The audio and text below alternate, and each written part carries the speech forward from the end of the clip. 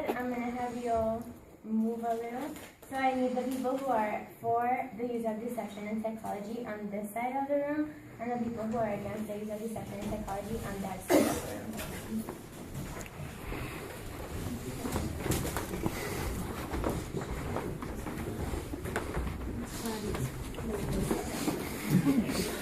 You guys. Okay,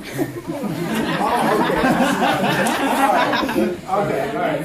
Now, Here, if it makes you feel better, I'll go over there. if you want to, you can. You don't have to. No, I want to. Since you guys are all on the side forward, I why? guess you can all, yeah. Why? I How just can you justify your decisions? I don't want to be a hypocrite because they use deception and it's the experimental study aspect. personal reasons, okay? There are a lot of topics that are hard to study without being deceitful. If you're straight up about something, you may not get honest results or honest data. So You can't like tell somebody like, this is what I'm studying, because I feel like in some circumstances that it's going to change like their mindset going into whatever it is you're studying, and then that could skew the results. You want to get as natural of a observation and reaction as possible, and so if you tell them, Photographer. In the self-report bias, everybody just wants to look as good as they possibly can. So you got to consider that last big motivation. Okay, well, since we don't seem to have it on our side, we're just going to have you all go back to your seats. Awkward. We're kind of hoping through this presentation to provide some adequate information to lead the other side of this. Okay. So to begin with, I guess deception has been under lots of controversy in recent decades. It was kind of used at first as a means of furthering science rather than like watching out for the individual person. And kind of after like Milgram's recent study, I know all of you are familiar with the obedience study in which individuals underwent shocks, and people had to like give these shocks to people. It went under fire due to recent like possible implications for these like shocks that people were having done to them for their mental health and such. I guess under recent decades it went under fire, and within the economic research it became banned. And deception emerged more recently in kind of the 50s and 60s, and now it's due to much of the critiques done by the people following Milgram. The APA kind of had to come up with like a new code that addressed deception directly and came up with some guidelines and specifications in order to use deception adequately. Okay, so now we're just going to ask you some questions about lying and like being deceived, and we want to hear what you guys think. So the first question is, how many times do people get lied in a day? You guys think? What do you guys think? It can be like a guess. 21. I'd say like 500. You talk to a lot of people. Well, we found out that in this study, they concluded that people can be lied up to 200 times a day, and that in a 10-minute conversation, lies.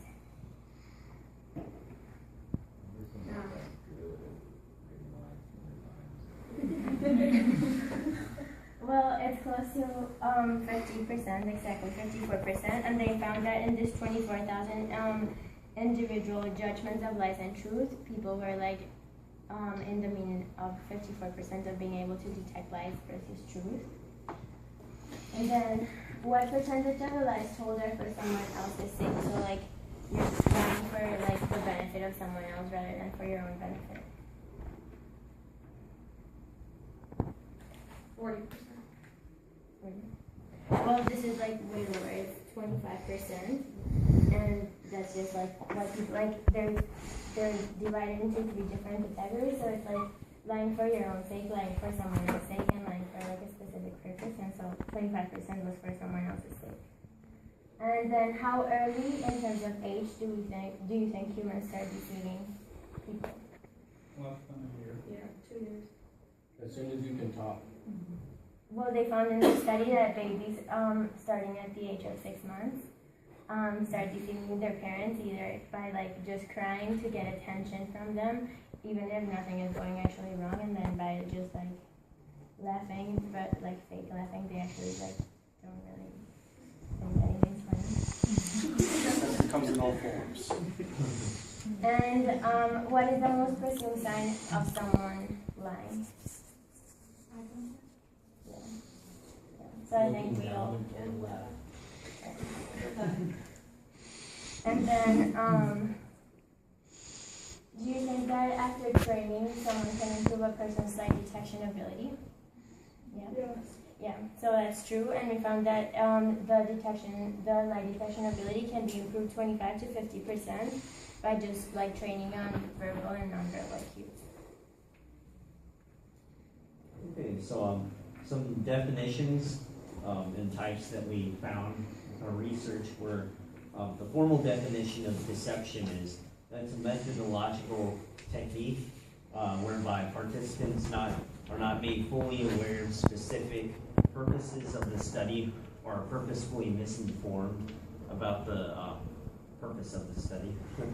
And two of the types that we found were indirect, in which they were misinformed about the exact purpose of the study or the test. And kind of the example we found was a saliva test in which people were informed that they had a disease based on some saliva samples that they were given, when in reality they didn't necessarily have these diseases, and this was to kind of evoke negative reactions and see how their emotional responses played out.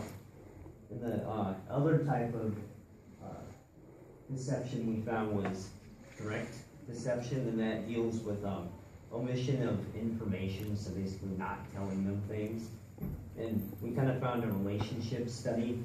This study involved people talking with different races and such, and it was more it was meant to be like a relationship study based on how people interact with each other, but it ended up, the deception of it was that it was actually examining interracial relationships and how people of different races speak to each other and such, but they didn't tell them. So, yeah. Okay, so deceptive practices that commonly occur within the research that we found were divided up into these 8. The first one, providing subjects with false information, like we just talked about, with omission, lack of information, or indirect, telling them not the entire truth about the study's main purpose. We even saw this with some of the examples brought up by the other group. That with the Milgram experiment, they told them that this was going to be a learning experiment. In reality, it was about obedience. That was not the main purpose of the study. They weren't informed until after the study. The second one is exposing subjects to fake devices that do not function the way that the subjects are led to believe. So, again, in the Milgram study, they told them that this is actually going to shock someone, and in reality it didn't. The third one is providing subjects with false feedback. Now this gets into the code of ethics and other sections that providing the examples that were brought up by the other group with the show What Would You Do? They don't know that there's hidden cameras, they have no idea what's going on, and they can't really give consent to this, and this is another violation of the ethics code. You need consent from all participants to the fullest extent, depending on what the parameters of your research is. The next one is that subjects may be aware that they're a part of the study, but not aware of how and when they're being observed. So this could cause your results to be skewed in that way. Like you inform them that, like, with knowing that the indirect deception, like saying there is going to be deception on some level, but you don't know where it is, that can definitely influence a participant within a study to act a certain way, and you actually might not get your desired results that you were looking for. And many of you had said prior to when we were taking the votes that like you won't get a natural reaction from actually giving them straightforward. Well, you're kind of deceiving them by telling them this, or with the indirect deception, you're not going to get a natural reaction, you're not going to get the desired results. It's always a possibility. Lastly, experiments. The experimenter invites the subject to participate with in 2 related studies. It tells the subjects that the studies are actually unrelated, and they have no idea. Again, this goes with what the study's main focus is, and then deceiving them and telling them that they're doing something one way, but in reality, this is actually what it is. So that could skew your results potentially if they pick up on that. But like we said, most people don't really have the ability to pick up on deception, but those that do, it will cause your results to be skewed with some outliers. Okay, so now we're gonna move into the ethics score, and you can all bring it out if you want. So we're gonna start talking about the 8.02 informed consent to research. Psychologists inform participants about the purpose of the research, expectoration, and procedures. The problem with this part of this point is that if you're deceiving people, you're not actually telling them the actual purpose of the research because you don't really want them to know the actual purpose. The right to decline to participate and to withdraw from the research once participation has begun is allowed, but unfortunately when you use deception, you can't tell them you're using deception until the end. So the only reason they could withdraw is at the end when they realize that what has actually been done, and they can react to it with negative emotions, which was proved in one study where people felt sad, humiliated, and then angry. And then reasonably foreseeable factors that may be expected to influence their willingness to participate, such as potential risks, discomfort, or adverse effects. This can't be done when using deception just because you can't, the participants will not be able to know what the actual consequences or what the researchers are actually looking for, so they can't foresee what's going to happen next.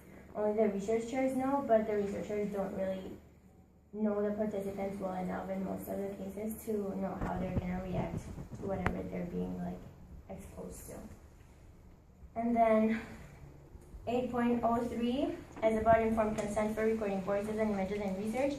And the point we touched on was that research design includes psychologists obtain informed consent from research participants prior to recording their voices or images for data collection, unless the research design includes deception, and consent for the use of the recording is obtained during debriefing. But as I said before, when you're using deception, you can't debrief them at least until the end of the study.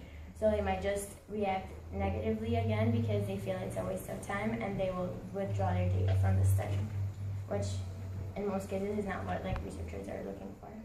They actually need the data that they're collecting. So. Kind of 8.5 was another part of the code that we thought was rather important. Psychologists may dispense with informed consent only, where research would not reasonably assumed to create distress or harm. And so it basically talks about how there's no liabilities and there isn't any effective future employment that can be affected by their participation in this study.